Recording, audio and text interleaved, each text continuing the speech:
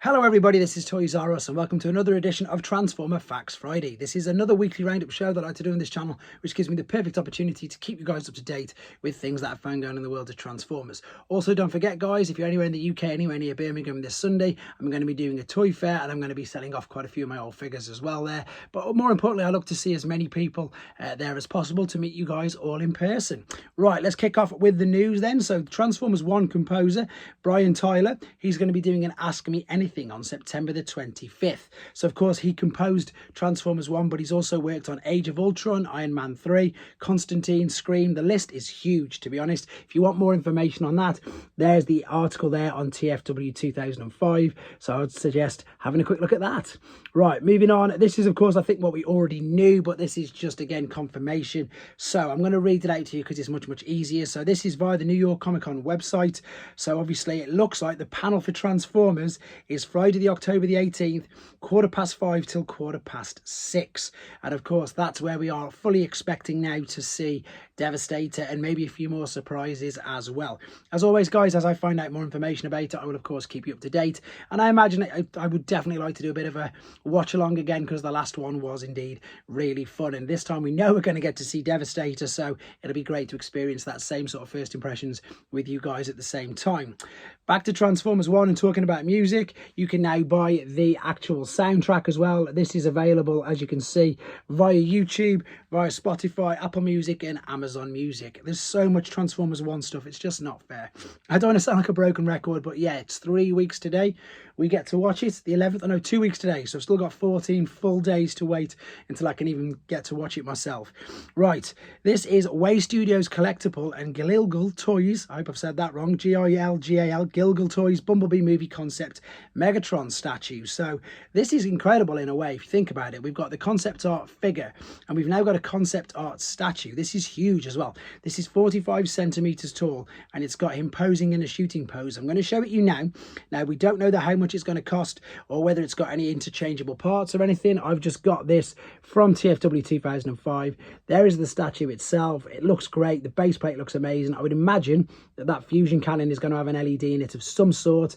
There's the back of it and there's your dimensions. 45 centimeters high and 47 centimeters, I suppose, in width. Would that be classed as, with his fusion cannon fully out? Looks great. It does looks really good. So and again, it always just, I suppose it blows my mind the fact that we can get anything related to Transformers now, as you'll see coming up with all the other things that have been released as well. Right, onto Yolo Park. So this is, we've been looking at them loads at the moment because they just keep churning out figures. So these are the larger figures now. These are the cogged figures and these are the ones that are $30. So they're much bigger. There's a video of this and all these images on Yolo Park's actual YouTube. There is the outer packaging. There's the difference in size. So that's the smaller ones we've seen already this week, the cogless ones, which are about $15. And this one is twice the price. It's not twice the size, but it's got twice the amount of accessories, loads more articulation, and just a better paint job, to be fair. As I say, these guys are 20 centimeters tall. That is the 4 of them there all together. This video is just going to concentrate on Optimus. You can see there that you do build him up from scratch. As I say, I've got a bit of experience with these figures. They are fantastic. There's the smaller cogged versions there, and you can already just see, you know, what's the word I'm trying to say? The difference in quality, the premium paint job on the more expensive ones. Again, it just depends on your budget and your display. But let's have a look at him here himself. So this, of course, is Orion Pax stroke Optimus Prime. It looks like you can do sort of both with him because I'm sure you can change the face plates and I know you can add the matrix to the chest as well. I'm sure I've seen that. Let's hope I've not just made that up. But as you can see, fully posable, fully articulate. And the best thing about these, if you're just looking for screen accuracy, is because they don't transform, and I know that's a completely negative concept with it being a transformer, but because he doesn't transform, they haven't got to worry about it yet. There we go. All the extra kibble, all getting parts to fit wherever they need to fit. They can just concentrate on things like this, getting the articulation, getting the posability right, because they're just doing exactly that. They're just looking for the robot mode and giving you the best representation of a screen character they can. That, of course, is their other AMK Optimus Prime, to give you an idea that he scales and is exactly the same height. And there he is fighting the Nemesis Limited Edition one as well. Because it's a model kit, you can do the thing where, of course, we can just change the parts around. So there he is with Megatron's fusion cannon as well. Again, sticking with Transformers 1, this is a teeny bit of a spoiler for UK guys or people who don't know much about the film. What we've got here is some trading cards from China. I'm going to show you the characters, but it also does I'm just going to read it. So it says, gives you a first clear look at 2 of the primes, none of which I knew were in the movie. So Blockies and these are now spoiling everything for me. So there's Soundwave, which looks fantastic. There's Shockwave and the alternate mode as well. We've got, as I say, actual character cards. Some of them look like shinies. Some of them look reflective. Never knew he was in the movie as well, so I'm not going to read him out in case people don't know. Again, it's the graphics on them look great. I love the fact that they are, in a way, a little bit of an in-between of G1 and the concept art used for the Bumblebee movie as well. Here's some more of the cards, and again you get to see the shiny and foil. I think they're reflective ones. You're going to see this in a second with that particular card. You know, when you sort of move them, I imagine it's that. The old school ones, in fact, funnily enough, just because it's right by me, the old school things like this is obviously, that's what I mean, that they sort of move and transform as well, like that. So I love things like that. Just anything from the 80s that's a bit geeky is great.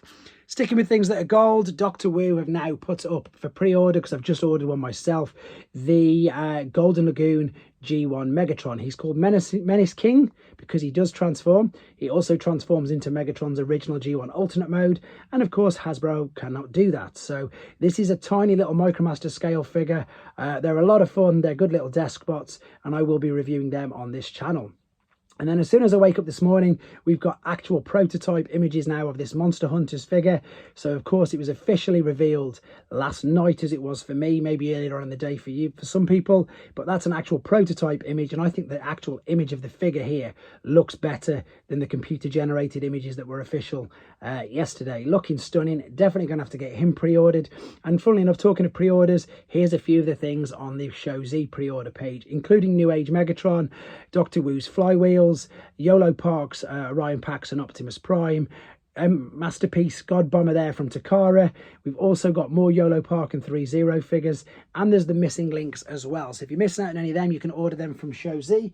With regards to the channel, I need to catch up on some third-party reviews, and of course some Transformers 1 figures reviews, and I'm going to do a video as best I can of the NEC as well on Sunday. But as always, guys, huge thank you for the support. Really do appreciate it. You'll see me definitely for at least 2 more news updates over the weekend as well. But as always, guys, take care, and I'll catch up with you soon.